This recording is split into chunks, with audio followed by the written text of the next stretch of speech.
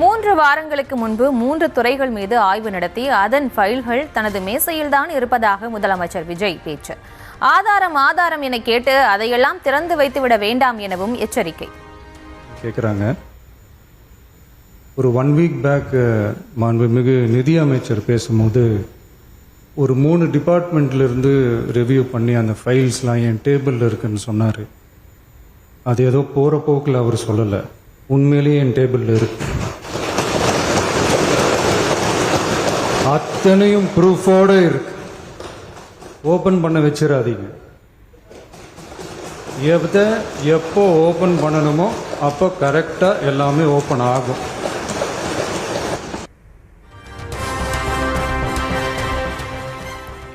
மக்களிடம் என்ன பேச வேண்டும், எப்படி பேச வேண்டும் என்று எல்லாம் பேசிவிட்டுதான் இங்கு அமர்ந்திருப்பதாக முதலமைச்சர் விஜய் பேச்சு. இடைத்தேர்தலிலாவது சிலருக்கு நல்லது நடக்க வேண்டும் அல்லவா, நிச்சயம் பேசுவேன் என்றும் உறுதி. பேரவைத் தலைவர் அவர்களே, மக்கள்கிட்ட எப்போ பேசணும், என்ன பேசணும், எப்படி பேசணும் எல்லாம் பேசிட்டு தான் அன்பா ஆசையா எங்க எல்லாரையும் கொண்டாந்து உட்கார வச்சிருக்கிறோம்.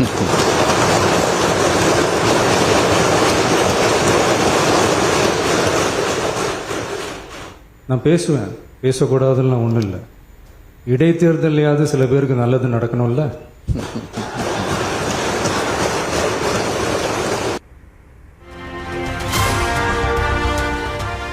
தமிழ்நாட்டில் உள்ள 234 எம்எல்ஏக்களுக்கும் அரசு சார்பில் கார்கள் வழங்கப்படும் என 110 விதியின் கீழ் முதலமைச்சர் விஜய் அறிவிப்பு. மாதந்தோறும் 75,000 ரூபாய் வாகனப்படியும் உதவியாளரை நியமித்துக் கொள்ளும் உறுப்பினர்களுக்கு 25,000 ரூபாய் படியும் வழங்கப்படும் எனவும் அறிவிப்பு. அனைத்து சட்டமன்ற உறுப்பினர்களுக்கும் அரசு சார்பில் வாகனம் வழங்கப்படும் என்பதை மகிழ்ச்சியோடு தெரிவித்துக் கொள்கிறேன். வாகனத்திற்கு ஓட்டுநர், எரிபொருள், வாகன பராமரிப்பு உள்ளிட்ட செலவினங்களுக்காக மாதந்தோறும் ரூபாய் 75,000 வாகனப்படியாகவும், அலுவலக பணிகளில் உதவி செய்ய ஓர் உதவியாளரை நியமித்துக் கொள்ள மாதந்தோறும் ரூபாய் 25,000 உதவியாளர் படியாகவும் வழங்கப்படும். பால் கொள்முதல் விலையை லிட்டருக்கு 38 ரூபாயிலிருந்து 41 ரூபாயாக உயர்த்த முடிவு. 3,16,000 பால் உற்பத்தியாளர்கள் பயன்பெறுவார்கள் எனவும் முதலமைச்சர் விஜய் 110 விதியில் அறிவிப்பு.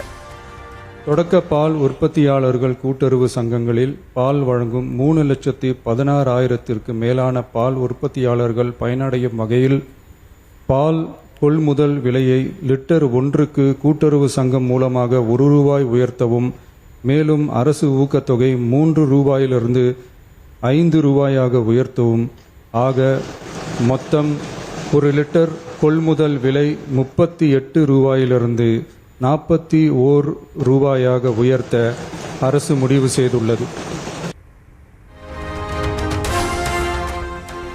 முதலமைச்சரின் விரிவான மருத்துவ காப்பீடு திட்டத்தின் கீழ் இலவச மருத்துவ சிகிச்சைக்கான மருத்துவ காப்பீட்டு தொகை ஆண்டுக்கு 5 லட்சத்திலிருந்து 25 லட்சம் ரூபாயாக உயர்வு.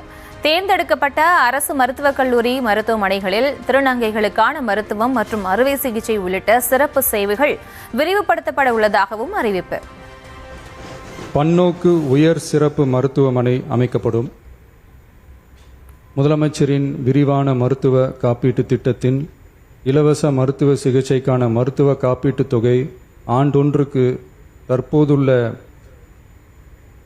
5 லட்சத்திலிருந்து ரூபாய் 25 லட்சமாக உயர்த்தப்படும். திருநங்கையர்களுக்கான மருத்துவ மற்றும் அறுவை சிகிச்சை சேவைகள் கூடுதலாக 7 அரசு மருத்துவக் கல்லூரி மருத்துவமனைகளில் முதலமைச்சரின் விரிவான மருத்துவ காப்பீட்டு திட்டத்தின் கீழ் வழங்கப்படும்.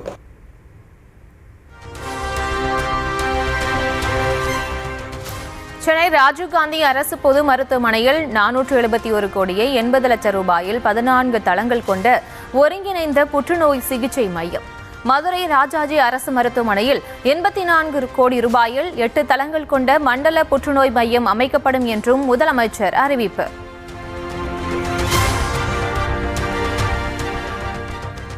முதலமைச்சர் விஜயின் தொகுதியான பெரம்பூரில் 300 கோடி ரூபாயில் அமைகிறது பன்னோக்கு உயர் சிறப்பு மருத்துவமனை. 400 படுக்கைகள் கொண்ட உலக தரத்திலான மருத்துவமனை அமைக்கப்படும் என 110 விதியின் கீழ் அறிவிப்பு. கிடைக்கும் வகையில் பெரம்பூரில் ரூபாய் 300 கோடி மதிப்பீட்டில் 400 படுக்கைகள் கொண்ட உலக தரத்திலான பன்னோக்கு உயர் சிறப்பு மருத்துவமனை அமைக்கப்படும்.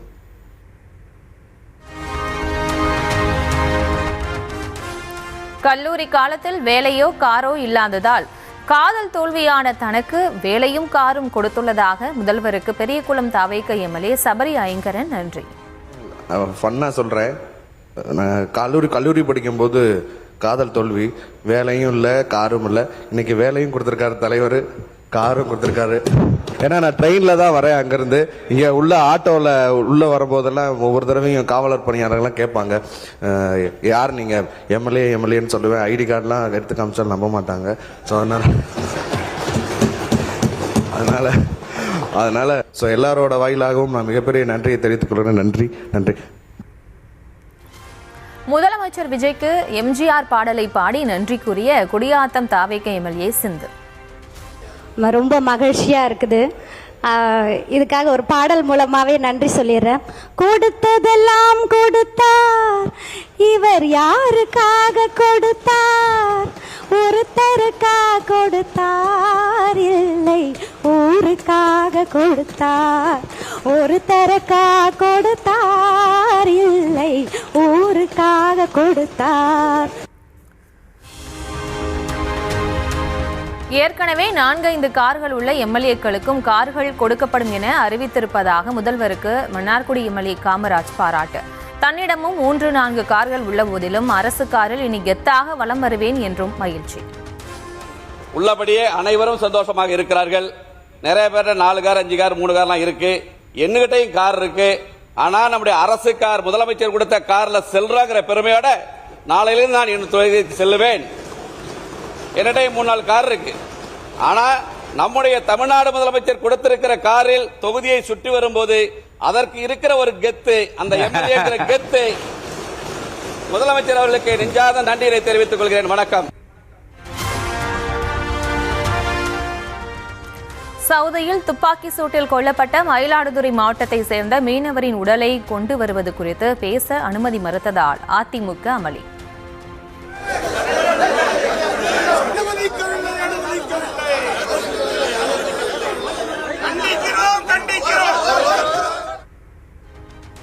வெளிநாடுகளில் வாழ்கின்ற தமிழர்களுக்கு பாதுகாப்பு இல்லை என கூறி இபிஎஸ் தலைமையில் வெளிநடப்பு.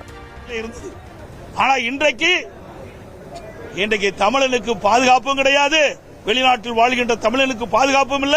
வெளிநாட்டுகளால் சுட்டு கொல்லப்பட்டு அந்த உடல் சவுதியிலேயே ஒரு வாரமாக கிடைக்கின்றது. அந்த உடலை தமிழ்நாட்டிற்கு தாயத்துக்கு கொண்டு வர வேண்டும் என்ற அடிப்படையில் தான் இது என் 55 கீழ் கவன ஈர்ப்பு நான் கொடுத்தோம். தென் மாநில முதலமைச்சர்கள் மாநாட்டில் பங்கேற்பதற்காக இன்று சென்னை வருகிறார் மத்திய உள்துறை அமைச்சர் அமித்ஷா. மாமல்லபுரம் அருகே நாளை நடைபெறும் மாநாட்டில் முதலமைச்சர் விஜய் உள்ளிட்ட 6 மாநில முதலமைச்சர்கள் பங்கேற்பர். திண்டுக்கல் மாவட்டம் குஜிலியம்பாறை தாலுகாவில் உள்ள அனைத்து இந்திய கம்யூனிஸ்ட் மற்றும் மார்க்சிஸ்ட் கம்யூனிஸ்ட் கட்சியினரின் பெயர் முகவரியை சேகரித்து சமர்ப்பிக்க உத்தரவு. அனைத்து கிராம உதவியாளர்கள், வருவாய் ஆய்வாளர்களுக்கு வட்ட ஆட்சியர் உத்தரவிட்டதால் அதிர்ச்சி.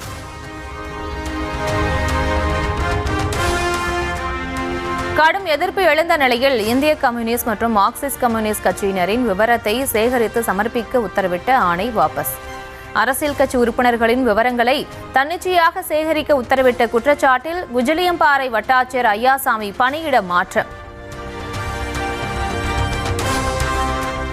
கல்லூரி மாணவர்கள் போராட்டம், கிளர்ச்சிகளில் பங்கேற்பதை தடை செய்யும் சுற்றறிக்கை வாபஸ். இடதுசாரிகள், கரப்பான்பூச்சி கட்சி போராட்டங்களில் பங்கேற்க கூட்டு நடவடிக்கை எடுக்க கடும் எதிர்ப்பு கிளம்பியதால் நடவடிக்கை.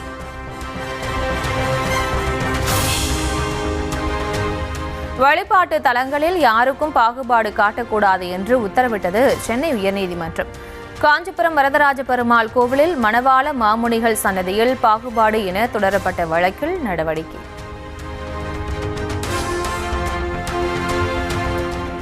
சிவகங்கை அரசு கல்லூரியில் வகுப்பறை கட்டிடம் கோரி போராடிய மாணவிகள் மயக்கம். கடும் வெயிலில் நின்று போராடியதால் மயங்கி விழுந்த மாணவிகள் 12 பேர் மருத்துவமனையில் அனுமதி.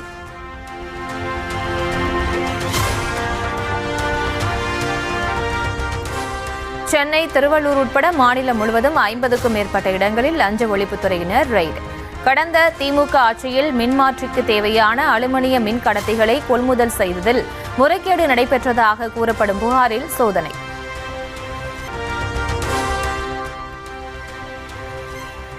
தமிழ்நாட்டில் உள்ள 5 காங்கிரஸ் எம்எல்ஏக்களும் அமைச்சர் பதவிகளை சுழற்சி முறையில் மாற்றிக்கொள்ள வேண்டும்.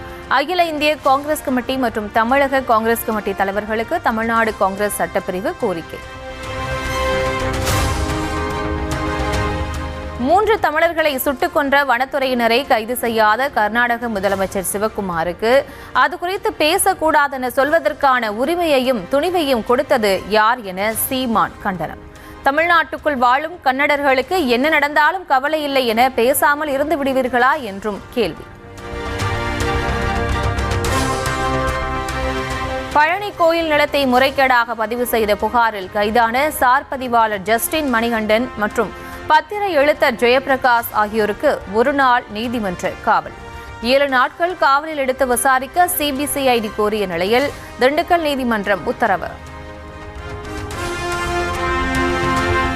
நீட் தேர்வுக்கு எதிரான திராவிடர் கழக மோட்டார் சைக்கிள் பேரணிக்கு நாளை அனுமதி.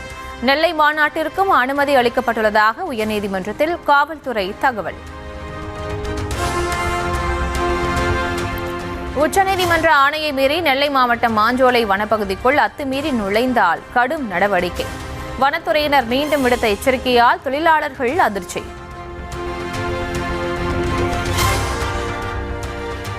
குற்ற வழக்கு நிலுவையில் இருப்போர் கபடி போட்டிகளில் பங்கேற்க தகுதியில்லை என உயர்நீதிமன்ற அமர்வு உத்தரவு. மதுரை மாவட்டம் சோழவந்தான் அருகே நடைபெறவுள்ள போட்டிக்காக நிபந்தனைகளும் விதிப்பு.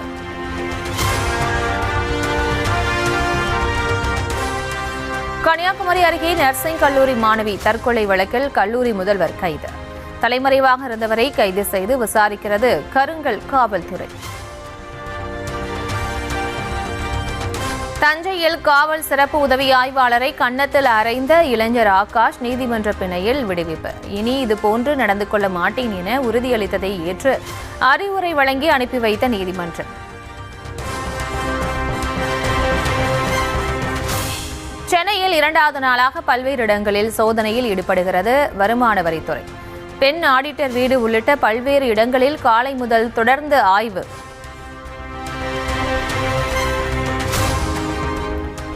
போர் விமானங்கள், ராணுவ ஹெலிகாப்டர்கள், கடற்படை கப்பல்களுக்கு தேவையான 405 பாதுகாப்பு உபகரணங்களை உள்நாட்டிலேயே தயாரிக்க முடிவு. 3070 கோடி ரூபாய் மதிப்பிலான திட்டங்களுக்கு மத்திய அமைச்சர் ராஜ்நாத் சிங் ஒப்புதல்.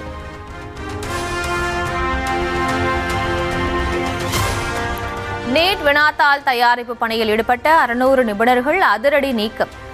4 அடுக்கு பாதுகாப்புடன் கூடிய புதிய சரிபார்ப்பு முறையை அமல்படுத்துகிறது தேசிய தேர்வு முகமை.